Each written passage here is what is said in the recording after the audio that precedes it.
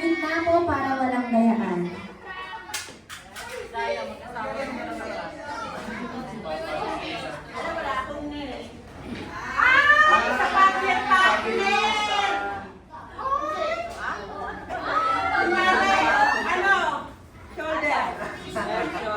Okay, again, this game is what we call a head, shoulder, knees, and toes cup. So the mechanics of this game, kapag sinabi ko mong head, hahawakan si head.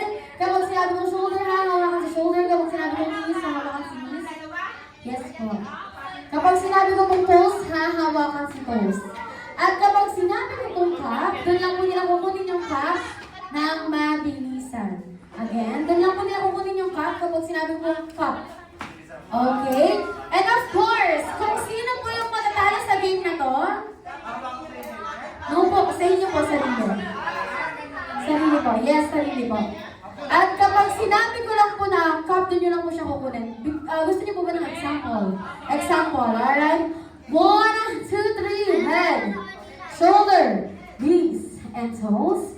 Head, shoulder, knees, and cup! Ganun lang po.